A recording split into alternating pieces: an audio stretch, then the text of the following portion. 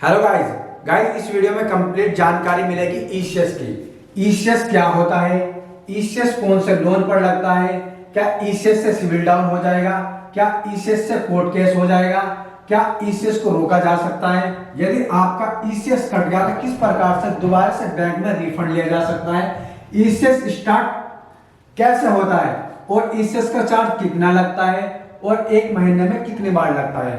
Video में complete जानकारी मिलने वाली है। सबसे पहले हम समझेंगे ईसीएस, ये होता है इलेक्ट्रॉनिक क्लियरिंग सर्विस। दोस्तों कोई भी लोन लिया जाता है तो उस पर ईसीएस आपकी मर्जी होती है, आप लगवा भी सकते हैं और नहीं भी लगवा सकते हैं। जैसे कि आपका चेक होता है और चेक बाउंस हो जाता है, तो इसी प्रकार से ईसीएस काम करता है। तो वही धारा है, वही बिल्कुल प्रोसेस है। तो कंप्लीट जानकारी देने वाला हूं। सबसे पहले समझ लीजिए, आपने कोई लोन लिया है, शायद home loan, car loan, personal loan और क्रेडिट कार्ड या ई साइन, मतलब कि आपकी एक ईएमआई बन गई है। आपको 3,000, 5,000, 10,000 आपके लोन के अनुसार जमा करने होते हैं बैंक अकाउंट में। लेकिन आपने क्या किया कि एक ओटीपी जनरेट कराया और ईसीएस लगवा दिया, मतलब कि आपको बैंक के जाने की झंझट खत्म हो गई, फाइनेंशियर के पास पहुंचने की झंझट खत्म हो गई। अब आपके बैंक से आपके बैंक में जो भी पैसा पड़ा होगा ईएमआई के अनुसार वो कट हो जाएगा, डेबिट हो जाएगा ऑटो। जैसे कि 2500, 3,000, 5,000 जितने भी ईएमआई है आपको बैंक में जमा नहीं होनी, वो कट जाएगा। वो काम करता है एनएसीएच, ठीक है, नेशनल ऑटोमेटिक क्लियरिंग हाउस। तो लेकिन ये बैंक नहीं करता है, ये इसकी अथॉरिटी है। तो वो किसने कराया है? आपने ई साइन करा के आपका अकाउंट बन गया XYZ, ये आपका नंबर मिल गया, लोन अकाउंट नंबर, ठीक है। ये आपका बैंक अकाउंट नंबर है, इसमें पैसे पड़े हैं आपकी ईएमआई से ज्यादा। तो ये काम होता है एनएसीएच का। वो क्या काम करेगा? बैंक से पैसे डेबिट करेगा, क्रेडिट करेगा और आपके लोन अकाउंट में डेबिट कर देगा। अगर 2500 रुपए की आपकी किस्त है तो 2500 रुपए आपके बैंक अकाउंट से करेगा और लोन अकाउंट में क्लियर कर देगा, ठीक है। ये जिम्मेदारी दे रखी है एनएसीएच को, इसमें लोन वालों ने दी थी और वो जिम्मेदारी आपने दिवाई थी ई साइन करा के। जब ई साइन, वहां पर एक फॉर्म भरा जाता है, आजकल ऑनलाइन भरे जाते हैं, पहले ऑफलाइन भरे जाते थे, लेकिन अब सब कुछ ऑनलाइन आधार कार्ड से ई साइन फॉर्म भरा जाता है, वो ऑटोमेटिक कट जाएगा।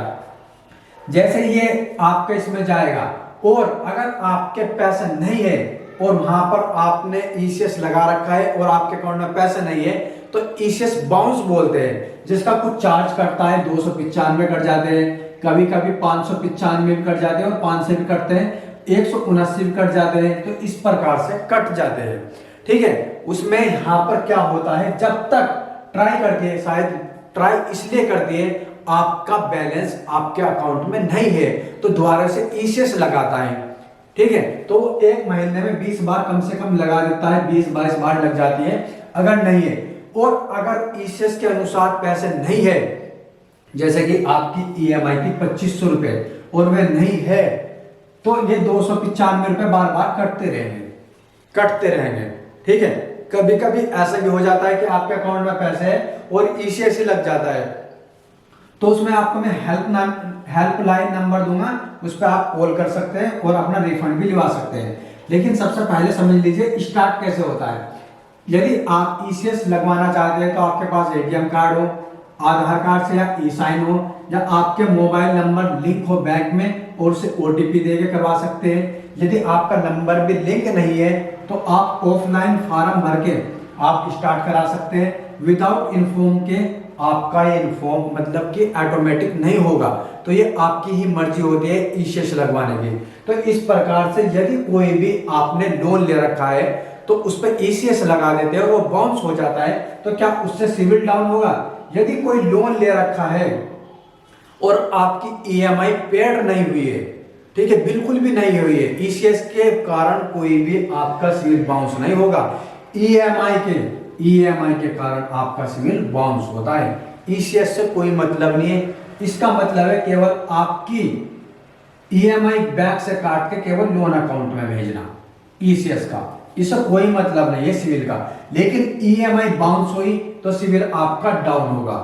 कोर्ट केस, यहां पर अगर कोर्ट केस होता है तो 420, 406 और 138 ये धारा केवल लिखवा सकता है मजिस्ट्रेट को लोन देने वाला। ठीक है, ऐसे नहीं लगेगी कि सीधा ईसीएस बाउंस हो गया और कोर्ट केस हो गया, नहीं। अगर चाहेगा तो लिखवाएगा मजिस्ट्रेट को, फिर मजिस्ट्रेट कार्रवाई करेगा 138 के तहत। ठीक है, लेकिन इसमें 2 साल की सजा है, और लेकिन किसी को 2 साल की आज तक सजा नहीं हुई है। उससे पूछा जाता है कि आपका ईसीएस बाउंस हुआ है, क्यों हुआ है, किस कारण, क्या इसमें आपकी गलती है, तो वकील आपको हायर करना पड़ता है। वो वकील आपको कोई भी कारण बता देगा, लेकिन सजा नहीं होती। यदि आप खुद ही कबूल करेंगे, हाँ मैंने जानबूझ के करी है, मेरी मर्जी थी, मैं नहीं लोन देगा, तो इस प्रकार से 2 साल की सजा होगी, लेकिन नहीं होगी। ठीक है, अब हम बात करेंगे एनएससीएच।